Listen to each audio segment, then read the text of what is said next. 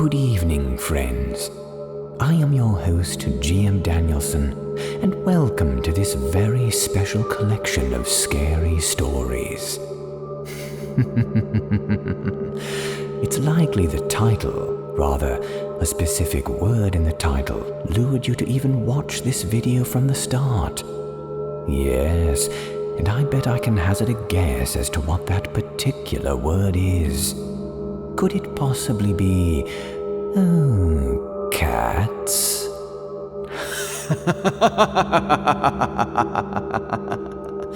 Of course it is, of course it is. Yes, friends, I present to you a very special project, a compilation of terrifying, true, and guaranteed to scare you cat stories, especially recorded with those cat lovers and owners among my subscribers. These stories are especially for you. Without further ado, friends, let us get to our first feeled tale, one of my personal favorites and the perfect story to begin things tonight. I present to you, in an all-new narration as well, HP Lovecraft's The Cats of Ulthar.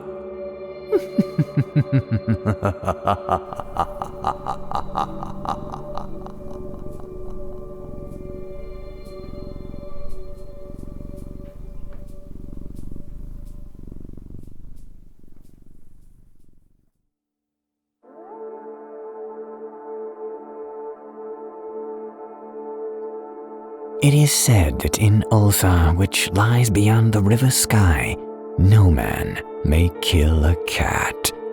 And this I can verily believe, as I gaze upon him who sitteth purring before the fire. For the cat is cryptic, and close to strange things which men cannot see. He is the soul of antique Egyptus, and bearer of tales from forgotten cities in Meroe and Ophir. He is the kin of the jungle's lords, and heir to the secrets of hoary and sinister Africa. The Sphinx is his cousin, and he speaks her language, but he is more ancient than the Sphinx, and remembers that which she hath forgotten. In Ulthar, before ever the burgesses forbade the killing of cats, there dwelt an old carter and his wife, who delighted to trap and slay the cats of their neighbors. Why they did this, I know not, save that many hate the voice of the cat in the night, and take it ill that cats should run stealthily about yards and gardens at twilight. But whatever the reason, this old man and woman took pleasure in trapping and slaying every cat which came near to their hovel, and from some of the sounds heard after dark, many villagers fancied that the manner of slaying was exceedingly peculiar. But the villagers did not discuss such things with the old man and his wife, because of the habitual expression on the withered faces of the two, and because their cottage was so small and so darkly hidden under spreading oaks at the back of a neglected yard. In truth, much as the owners of the cats hated these folk, they feared them more, and instead of berating them as brutal assassins, merely took care that no cherished pet or mouser should stray toward the remote hovel under the dark trees. When through some unavoidable oversight a cat was missed and sounds heard after dark, the loser would lament impotently, or console himself by thanking fate that it was not one of the children who had thus vanished. For the people of Ulthar were simple, and knew not whence it is all cats first came. One day, a caravan of strange wanderers from the south entered the narrow cobbled streets of Ulthar. Dark wanderers they were, and unlike the other roving folk who passed through the village twice each year. In the marketplace they told fortunes for silver, and bought gay beads from the merchants. What was the land of these wanderers, none could tell, but it was seen that they were given to strange prayers, and that they had painted on the sides of their wagons strange figures with human bodies, and the heads of cats, hawks, rams, and lions. And the leader of the caravan wore a headdress with 2 horns and a curious disc betwixt the horns. There was in this singular caravan a little boy with no father or mother, but only a tiny black kitten to cherish. The plague had not been kind to him, yet had left him this small furry thing to mitigate his sorrow. And when one is very young, one can find great relief in the lively antics of a black kitten. So, the boy whom the dark people called Menace smiled more often than he wept, as he sate playing with his graceful kitten on the steps of an oddly painted wagon. On the 3rd morning of the wanderer's stay in Ulthar, Menace could not find his kitten, and as he sobbed aloud in the marketplace, certain villagers told him of the old man and his wife, and of the sounds heard in the night. And when he heard these things, his sobbing gave place to meditation, and finally to prayer. He stretched out his arms toward the sun and prayed in a tongue no villager could understand, though indeed the villagers did not try very hard to understand, since their attention was mostly taken up by the sky and the odd shapes the clouds were assuming.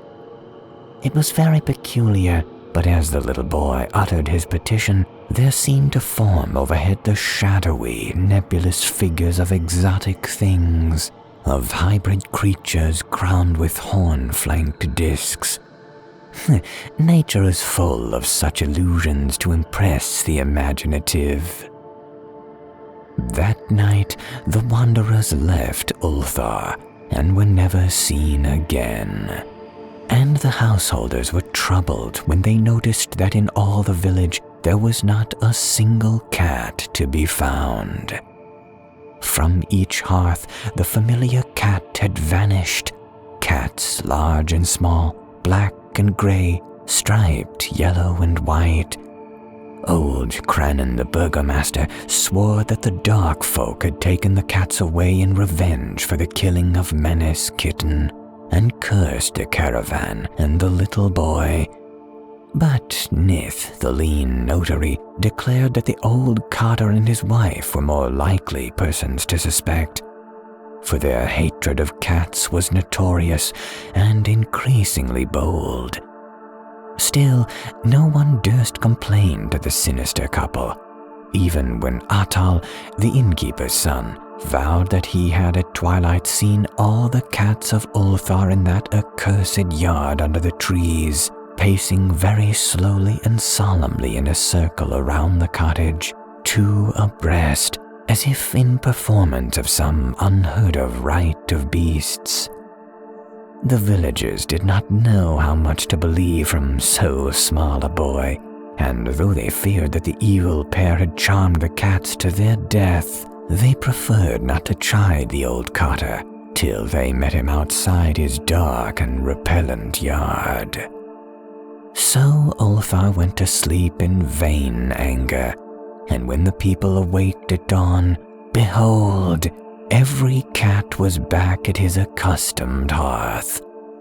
Large and small, black and grey, striped yellow and white, none were missing.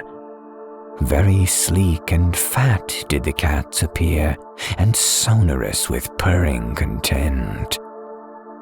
The citizens talked with one another of the affair, and marveled not a little. Old Crannan again insisted that it was the dark folk who had taken them, since cats did not return alive from the cottage of the ancient man and his wife. But all agreed on one thing, that the refusal of all the cats to eat their portions of meat or drink their saucers of milk was exceedingly curious. And for 2 whole days, the sleek, lazy cats of Ulthar would touch no food, but only doze by the fire or in the sun. It was fully a week before the villagers noticed that no lights were appearing at dusk in the windows of the cottage under the trees. Then the lean Nith remarked that no one had seen the old man or his wife since the night the cats were away. In another week, the burgomaster decided to overcome his fears and call at the strangely silent dwelling as a matter of duty. Though in so doing, he was careful to take with him Shang the blacksmith and Thul the cutter of stone as witnesses. And when they had broken down the frail door, they found only this: 2 cleanly picked human skeletons on the earthen floor, and a number of singular beetles crawling in the shadowy corners. There was subsequently much talk among the burgesses of Ulthar. Zath, the coroner, disputed at length with Nith, the lean notary, and Crannan and Shang and Thul were overwhelmed with questions. Even little Atal, the innkeeper's son, was closely questioned and given a sweetmeat as a reward. They talked of the old cutter and his wife, of the caravan of dark wanderers, of Small Menace and his black kitten, of the prayer of Menace, and of the sky during that prayer, of the doings of the cats on the night the caravan left, and of what was later found in the cottage under the dark trees in the repellent yard. And in the end, the burgesses passed that remarkable law which is told of by traders in Hathig and discussed by travelers in Nier, namely that in Ulthar no man may kill a cat.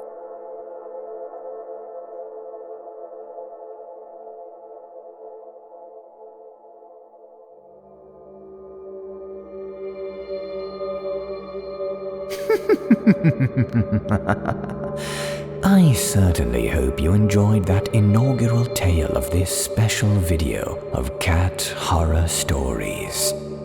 On with the next one, friends, and a true, verified true scary story at that, by Krista Loves Koji, The Hoarder House and the Missing Cats. A perfect tale to follow up the Cats of Ulthar, don't you think? More missing cats, am I right?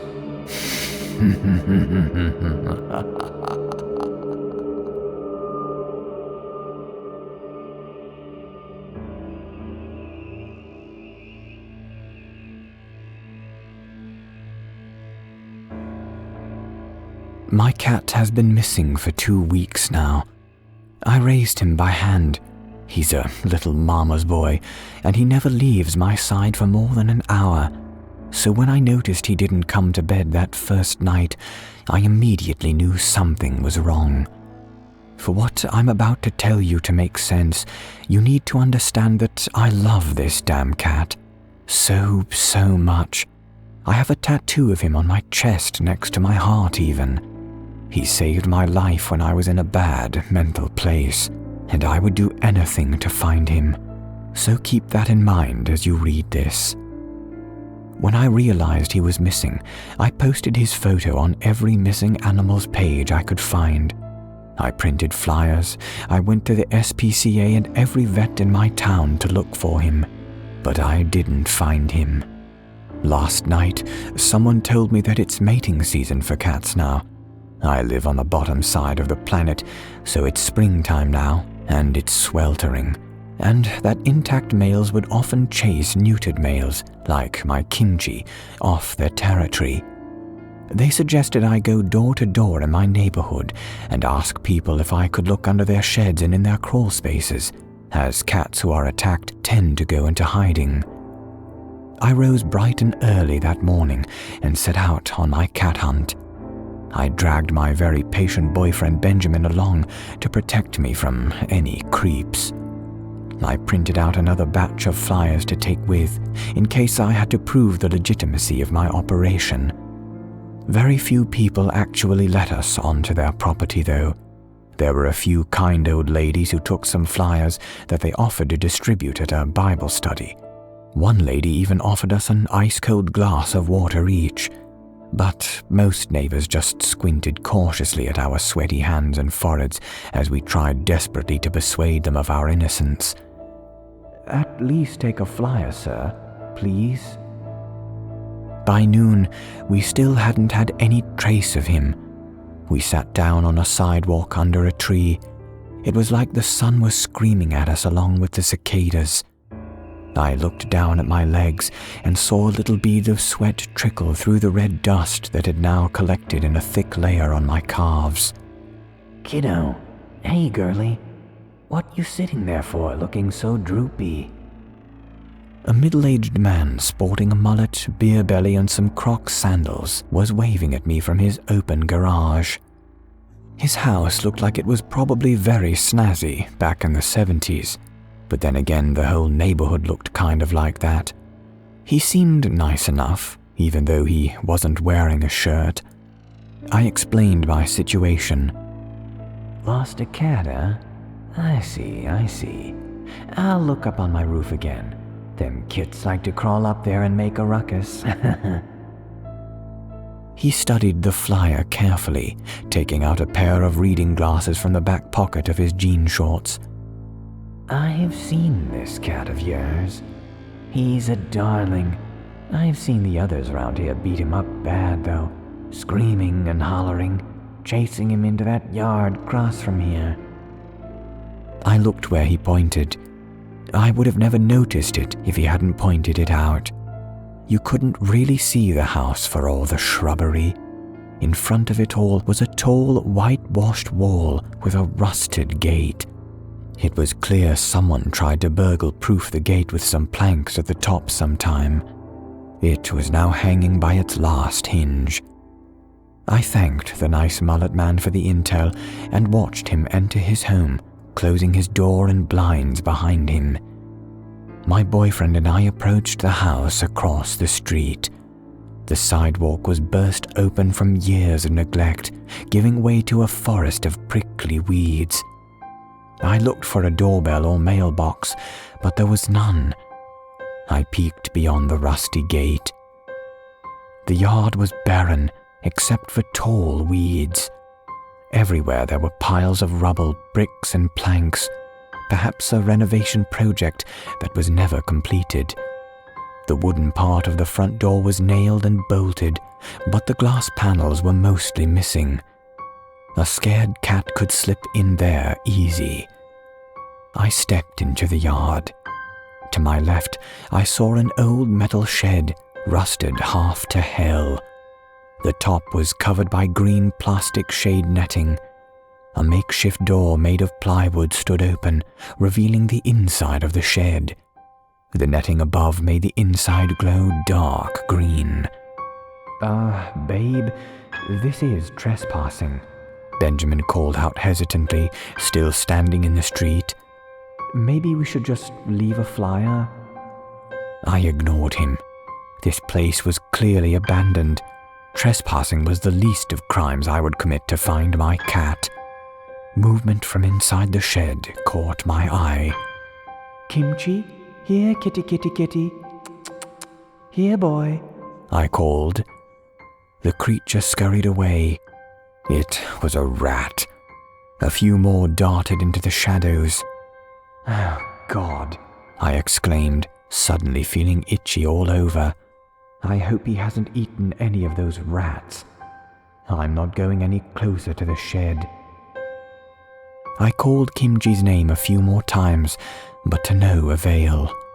I tried looking into the house, but newspaper and black bags covered the few windows.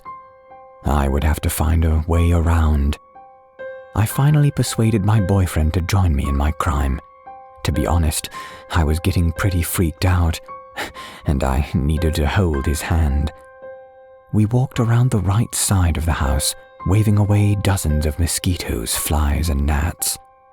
When we got to the back of the house, the smell of feces hit me like a frying pan to the face. I couldn't see the source of the smell, though. What I did see were piles and piles of junk. Old furniture, rubble, boxes, black bags everywhere. In the middle was an empty swimming pool. The sides were cracked with grass and weeds growing out, and at the bottom was a puddle of horrible brown sludge, almost completely obscured by gnats and flies. I called desperately to my cat. I had hoped he would be hiding here, but the more I saw of this place, the more I hoped he wasn't there. The smell of feces was so strong. I walked farther into the property, calling out his name. I came round a corner in front of me and I could see windows, but these weren't boarded up. They were open. But as I came closer, I realized that if he was indeed in the house, I wouldn't be able to get him. The inside of the house was stacked almost to the ceiling, full of the same kind of junk that was all over the backyard. This was the type of thing I'd thought I'd only see ever on TLC. I could see more rats running around inside. Then the smell hit us again. "God, this is an absolute crap hole," I said to Benjamin, covering my mouth. That's when I turned around and saw him. An old man sitting on a plastic lawn chair in the shadow of the house. Oh my God, I'm so sorry, sir. Sir, I was just looking for my cat. We'll leave right now," I exclaimed, panicking and incredibly embarrassed. He had scared the crap out of me. He said nothing. He only studied us with his eyes. He was old, but not ancient, and skinny, the sickly kind of skinny, with gaunt cheeks and deep eye sockets. He was wearing a neat outfit, polo shirt tucked into some pressed pants, but despite that, I had a suspicion that he had been wearing the same pair of clothes for a very long time and was covered in stains. I approached him cautiously with a flyer. Have you seen my cat?" He stared at it for 5 seconds, then slowly stretched out an arm and took the paper from me, studying it further. I stood there awkwardly waiting for a reply, but he said nothing. Instead, he lowered his head, pressing the page onto his forehead as if to wipe the sweat from his brow, but he kept it there, crumpling it against his face. And then he started to growl, like a dog. He was growling at me, and I didn't know what to do, so I just started apologizing profusely for disturbing him. For some reason, I tried to take the offending flyer back from him, as I was afraid he might harm the image of my cat further. I wanted to rip it out of his hands. I was so freaked out and scared at this point, I didn't really remember why I wanted to do that, or how close I was to this man, but Benjamin grabbed me by the arm and, half running, pulled me to the front of the house, then ushered me into the street. When we were safely under the tree on the mullet man's side of the street, he swung me around and looked deep into my eyes, as if checking that I still had all my marbles. We walked home in silence. I hope my cat comes home, or someone finds him and calls. Before this afternoon, I was afraid that my cat was hit by a car or something. Now, I'm afraid that he might be hiding in that house with that man. The house with the feces and rats. I'm freaking out now even more than I was before. The funny thing was, I didn't even know that house was there, and now I hope I never see that man again. By the way, thanks to all the well wishes from everyone. My mom found my cat this morning on her way back from church. It seems that he was attacked by some dogs. Unfortunately, he didn't make it.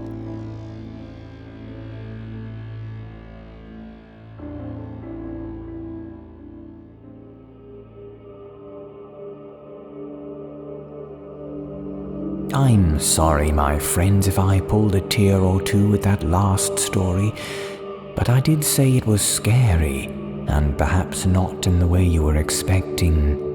Those who have been subscribed to my channel for some time will know that some of my favorite stories are the sad, scary kind, and I must say that this new scary cat story ranks highly up among my current favorites, like The Twisted Lady, The Stump, and In the Darkness of the Fields, among others. If you are new to this channel, I encourage you to do a channel search and find those 3 stories I named: The Twisted Lady, The Stump, and In the Darkness of the Fields. Some of my personal favorites, as I say, and ones that I think you will enjoy a great deal. But I do feel terrible for making some of you cry with that last story. So how about something a bit lighter? At least, lighter than the last. I can't promise true levity on this channel though, friends. Up next, friends, is yet another of my favorites. Another cat story, and one the version of which I think will become a new favorite of yours. Without further ado, I present to you Dr. Zeiss's The Cat in the Hat.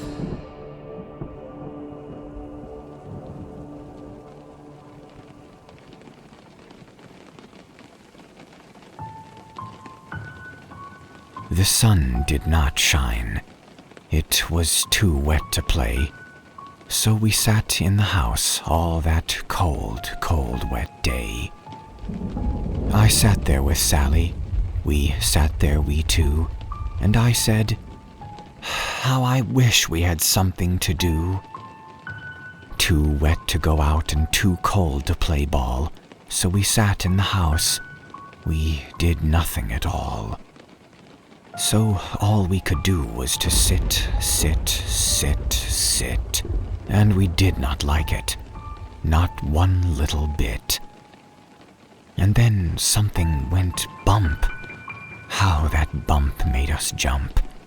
We looked, then we saw him step in on the mat. We looked, and we saw him, the cat in the hat. And he said to us, "Why do you sit there like that? I know it is wet, and the sun is not sunny, but we can have lots of good fun that is funny. I know some good games we could play," said the cat. "I know some new tricks," said the cat in the hat. "A lot of good tricks. I will show you them too. Your mother will not mind at all if I do." Then Sally and I did not know what to say. Our mother was out of the house for that day. But our fish said, "No, no, make that cat go away. Tell that cat in the hat you do not want to play. He should not be here.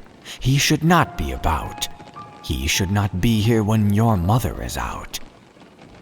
Now, have no fear, have no fear," said the cat. "My tricks are not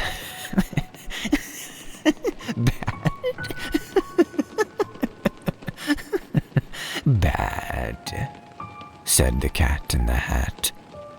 "Why, we can have lots of good fun, if you wish, with a game that I call Up, Up, Up with a Fish." "Put me down," said the fish. "This is not fun at all. Put me down," said the fish. "I do not wish to fall." "Have no fear," said the cat. "I will not let you fall. I will hold you up high as I stand on a ball, with a book on one hand and a cup on my hat. But that is not all I can do," said the cat. Look at me now," said the cat. "With a cup and a cake on the top of my hat. I can hold up 2 books. I can hold up the fish and a little toy ship and some milk on a dish. And look, I can hop up and down on the ball. But that is not all. Oh no, that is not all. Look at me, look at me, look at me now. It is fun to have fun, but you don't have to know how. I can hold up the cup and the milk and the cake. I can hold up these books and the fish on a rake. I can hold the toy ship and a little toy man. And look, with my tail I can hold a red fan. I can fan with the fan as I hop on the ball, but that is not all. Oh no, that is not all. That is what the cat said. Then he fell on his head.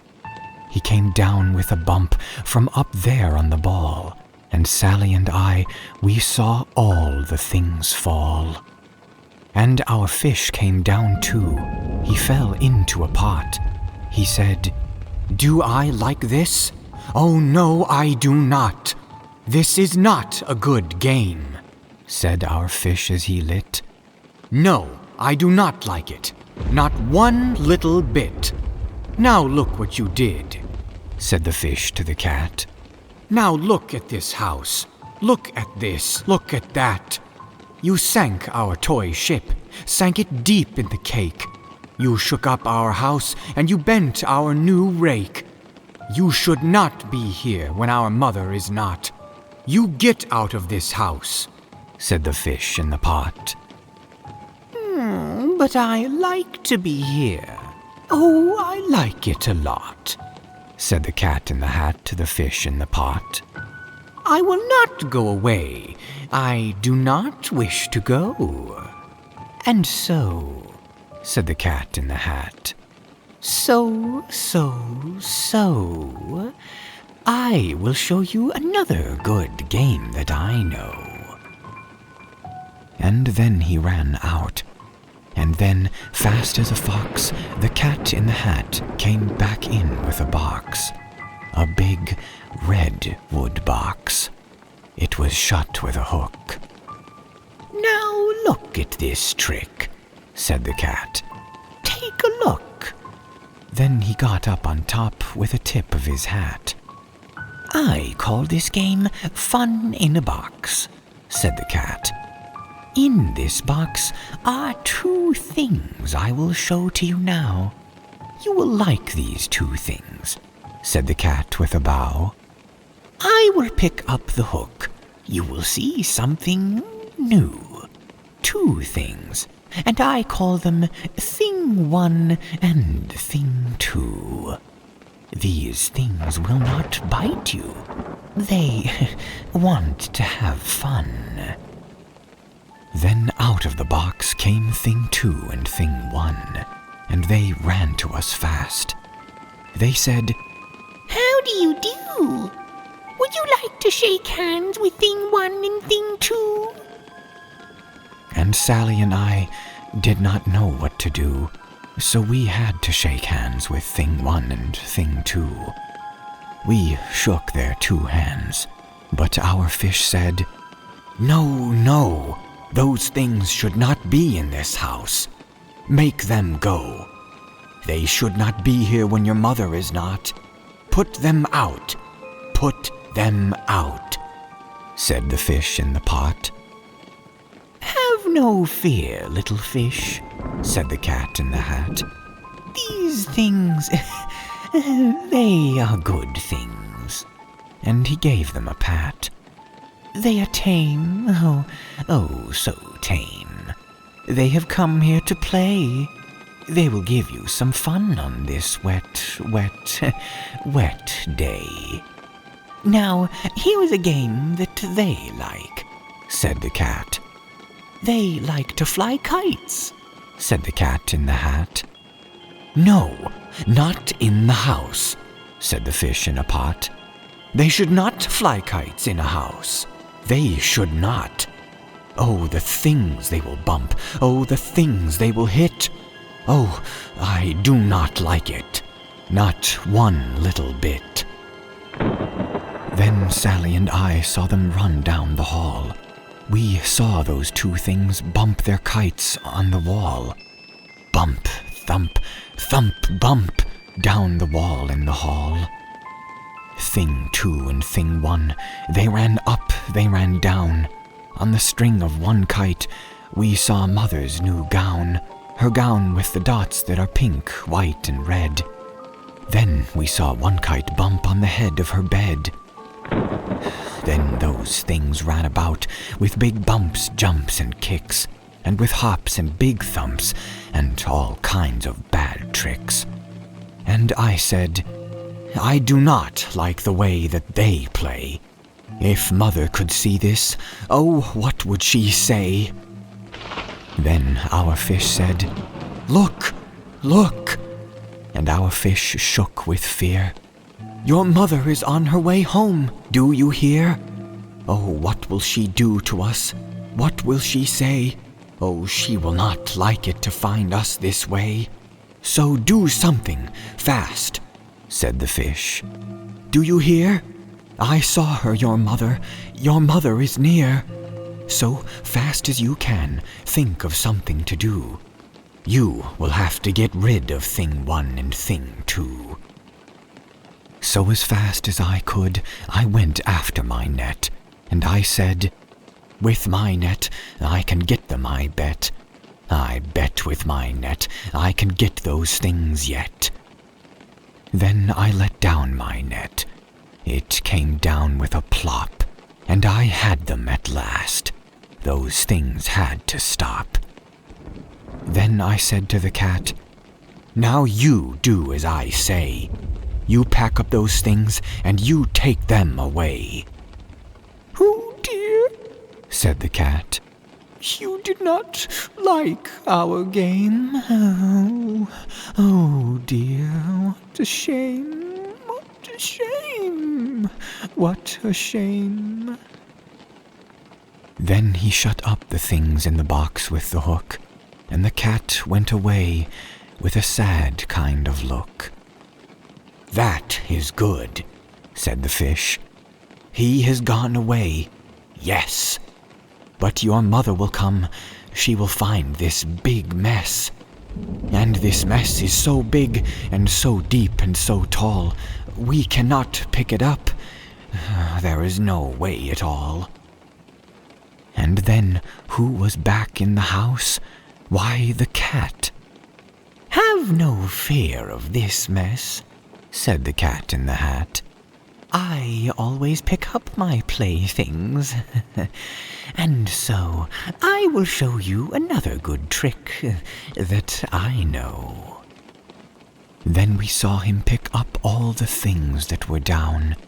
He picked up the cake and the rake and the gown and the milk and the strings and the books and the dish and the fan and the cup and the ship and the fish, and he put them away.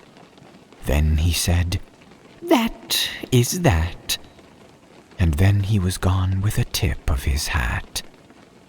Then our mother came in, and she said to us too, "Did you have any fun? Tell me, what did you do?"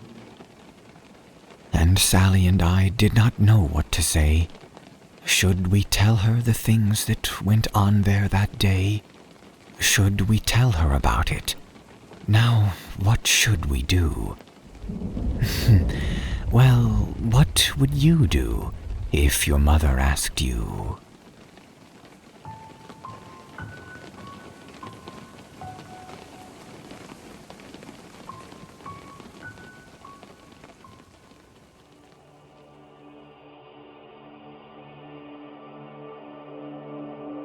Didn't I tell you the truth, friends? That version of the cat in the hat would become one of your new favorites? Perhaps even your favorite narration of that poem? I do hope so. And I do hope also that you share this video on social media. It does help me out a great deal, more than you may know. For when YouTube's algorithms see my videos shared on places like Facebook, Instagram, and Twitter, they automatically begin boosting my video in the recommended section. In fact, more shares on social media directly equate to more views and my videos being recommended to higher and higher tiers of recommendation. So quite literally, friends, you do help me out a great deal when you share my material with your friends. And here I have our next cat story, a very special one written by Penny Tails Up, titled, I Don't Have a Cat, a Cat Has Me.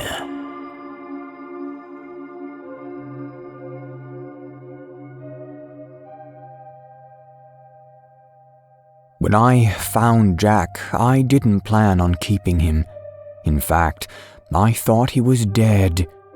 On my way home from work, I saw a black furry body lying on the sidewalk. I parked my car and walked over to check, finding a cat with a tire impression stamped on its side. Though I didn't know this cat, I cried. It's always sad when an animal dies. Sadder still to think about the owner who has to be looking for them. Kitty wasn't coming back. I couldn't have left him there though. It didn't feel right. After wrapping him in my old sweater, I drove to the local shelter with a heavy heart. I figured they'd know what to do best. When I went to grab the body from the back seat though, I was surprised to see a pair of orange eyes blinking up at me. The cat had shaken off my sweater and was lounging comfortably. The tire impression was still there, but it looked less serious than I recalled. Instead of questioning it, I was relieved. A lost kitty was worlds better than a dead one. After a quick internal debate, I decided to take him home. I figured if no one claimed him, I would keep him. I didn't really trust the shelter to rehome him, to be honest. Not because they wouldn't try, but because I'd always heard that black cats are less likely to be adopted. Superstitious, I know, but still. The tread on his fur was apparently superficial. If it hurt, he gave no indication. I brought him to a vet to be sure, blowing a bit of my rent money on this perfect stranger. No pun intended. Jack, as I came to call him, was a medical marvel. He'd been run over, but walked away without a scratch. Apparently, he'd been in shock when I found him, scared stiff. I put up found posters in the neighborhood and circulated his photos on social media, but no one claimed him. All I got was a troll message that said, "That cat needs to be shot." I blocked that person immediately, needless to say. Jack was unusual. He didn't really meow much or play or cuddle. He didn't act scared or aggressive either. In fact, he was the picture of serenity. His presence was a calming one to me. Wherever I was, he tended to be just out of reach, purring as he watched me go about my day. He was an observer, Jack was, calmly collecting his intel from whatever comfy perch he could find. I didn't make much money, so I was usually busy with whatever random side gig I could muster. As much as I loved Jack, I couldn't really afford to take care of him. I could barely afford to take care of myself. Yet finding him felt like fate. I couldn't just oust him for something as petty as money. I'd make sure his bowl was filled before mine was. I didn't expect Jack to understand or be grateful for this, though. He was just a cat, after all. But I hope he felt loved and safe with me. I'd really grown to cherish his company. When the landlord collected rent, I found myself in a pinch, though. I sat at my computer to budget and realized I'd have to go without for a while. I didn't complain, though. Who would I tell anyway? I was alone. Jack was all the company I had. The next day, I found an envelope on my desk. It was a bank envelope, the same kind I put rent money in. In fact, when I opened it up, it had a stack of $100 bills inside. It was my rent money returned. Or I had forgotten to hand it over to John. I don't think he'd have let me forget, yet the money was still in my hand. Jack was on the back of the porch, watching me. He blinked his gleaming eyes slowly, in that affectionate way cats do. "Do you know something about this, Jack?" I asked with a laugh. He cocked his fluffy head in response, as if he was contemplating an answer. I walked over, reaching out to see if he'd let me pet him. Jack allowed it, arching his body into my palm. He was a beautiful cat. His movements were always so fluid and graceful. Sometimes he seemed more like a shadow, melting and twisting in ways that physics wouldn't allow any other creature to do. Cats are strange, funny creatures, so HP Lovecraft says. I'd better call the landlord, I thought. I didn't want John taking on a late fee, though knowing him, he probably would if he hadn't already. Any excuse to squeeze another dollar out of me. "No," Jack said. I looked down at him, surprised by the deep rumbling voice. I must have imagined it. The voice didn't match the body it came from. "Don't bother calling me," Jack spoke again, swishing his tail in a leisurely way. "I took care of it." I was terrified and confused. My cat, on the other hand, looked completely relaxed. From that moment on, our relationship changed. The dynamic shifted, and not in a way I'd expect or wish on anyone. "You've been so good to me," he said. "I will take care of you from now on." John never did turn up to collect the rent after that. I tucked the envelope away somewhere safe. Jack didn't tell me what happened to him, but the answers came. Jack wasn't really a talker, perhaps because he knew he'd frightened me. He still watched me go about my day, still purred if I so much as glanced in his direction. I tried to convince myself I'd imagined that voice, a great big voice that didn't belong to a small furry body. Yet the knowing look in Jack's eyes seemed all the creepier with the memory gnawing at me. He was no ordinary cat. At dinner time, I filled his bowl as I always did. I refreshed his water, I cleaned his litter box, I clung to the routine and tried to feel comfort in it. But everything had changed. I could feel it. Jack watching me, but he didn't stay for dinner. He left. He wasn't anywhere in the house I could find. I thought he might be gone forever, but he was apparently a cat of his word. When he returned, he had something in his mouth too. A finger. It was a fat, meaty thing. My cat gave me the finger. He put it on the table, expectation shining in his jack-o'-lantern eyes. I didn't know what he wanted, recoiling from the grisly gift. I wanted nothing to do with it. "Eat it," Jack said in a deep, rumbling voice. I shook my head no, horrified. "Eat it," he repeated, his tail swishing with impatience. "I have provided." I can't eat this." "Don't offend me."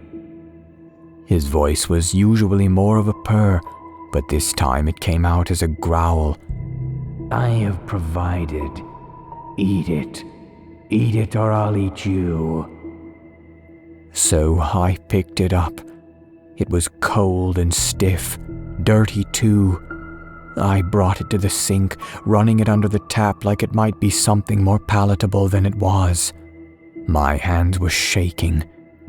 Jack purred, pleased with my show of obedience. "Good boy," he praised me. "You don't know how to hunt. I will provide." I wasn't sure what to do with it. I kept staring at the thing in my hand while the cat waited with smug anticipation. Do I cook it? I asked. He sighed. If you must. So I dropped the finger into a frying pan with butter. I checked my spice rack, adding salt and pepper. I wasn't sure what flavors went well with human flesh. I didn't want to find out, but what choice did I have? When it was done, I put it on a plate and stared at it. I didn't want to eat it. I kept hoping I'd wake up from a nightmare I could laugh about later. Go on, he said. It's too hot. It needs to cool, I answered nervously. Fine. Several minutes ticked by, simultaneously feeling like an eternity and no time at all. When my time was up, prompted by the nudging of Jack the black cat, I picked up the finger from both ends. I bit into the meaty digit, eating around it like I was holding a tiny corn on the cob. Oddly enough, it tasted like bacon. I stripped away the meat, keeping my eyes closed the whole time. In vain, I tried to pretend it wasn't what it was. I cried the whole time. When it was done, I put the bone on my plate and fought against my instinct to vomit. Are you still hungry? Jack asked. No, I lied. But there's more. 4 days of fingers, followed by a thumb. Jack brought me one each day. I had a sickening suspicion that the fingers belonged to John, but I didn't ask. I didn't need to know who I was eating. Though the taste wasn't bad, the knowledge of what I was eating was torture enough. Jack didn't seem to be bothered. Instead, he seemed to be amused. It didn't matter if I cried or begged him. He reminded me sternly, I will provide. The police came to my door later, asking if I'd seen John. He was reported missing by other tenants. I said I hadn't seen him, knowing the finger bones were still sitting in my trash can. If anyone got too close to the truth, I knew Jack would take care of them. I could count the bodies by the thumbs. When I got the third one, I knew at least one more person had died. Jack always brought the fingers and thumbs last, but I don't know what he did with the rest. There were no reports in the news about bodies. People went missing, but people had always gone missing before. This was nothing new. Jack keeps me on a tight leash. He doesn't let me leave the house without his permission. I still go to work and go to the grocery store. Hell, I don't know why he lets me do that, but he follows me. No one else sees him though, not unless he wants them to. He knows I won't tell anyone about him, but he also knows I'll run at the first chance I get. I don't know what to do. Even if I told the police, who would believe me? He'd probably kill them. He's not an ordinary cat. I don't know what he is, to be honest. Apparently, he thinks of me as his pet. I don't know why he chose me, or if he's done this to anyone else, but when I tried to contact the troll I'd originally blocked on Facebook when I posted the found cat ad, they didn't reply. I don't know if they knew something about Jack, or if they really were just trolling. Jack says he'll take care of me, even if I don't want him to. He acts like it's all for my own good, but I think he takes pleasure in my fear and pain too. I don't have a cat. A cat has me.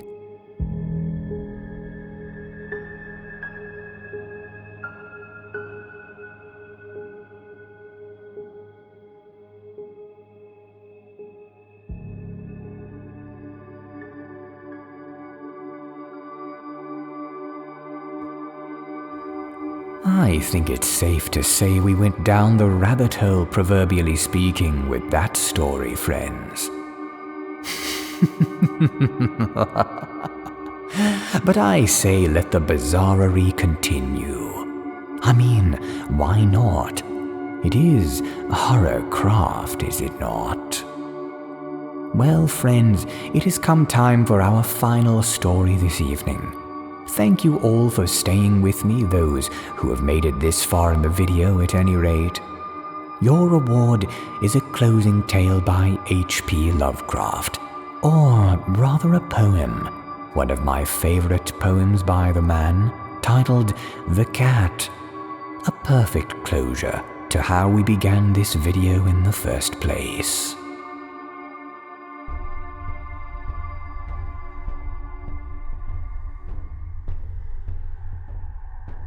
Babels of blocks to the high heavens towering, flames of futility swirling below, poisonous fungi in brick and stone flowering, lanterns that shudder and deathlights that glow. Black monstrous bridges across oily rivers, cobwebs of cable by nameless things spun, catacomb deeps whose dank chaos delivers streams of live fetor that rots in the sun. Color and splendor, disease and decaying, shrieking and ringing and scrambling insane. Rabbles exotic to stranger gods praying, jumbles of odor that stifle the brain. Legions of cats from the alleys nocturnal, howling and lean in the glare of the moon, screaming the future with mouthings infernal, yelling the burden of Pluto's red rune. Tall towers and pyramids ivied and crumbling, bats that swoop low in the weed-cumbered streets, bleak broken bridges or rivers whose rumbling joins with no voice as the thick tide retreats, belfries that blackly against the moon totter, caverns whose mouths are by mosses effaced, and living to answer the wind and the water, only the lean cats that howl in the waste.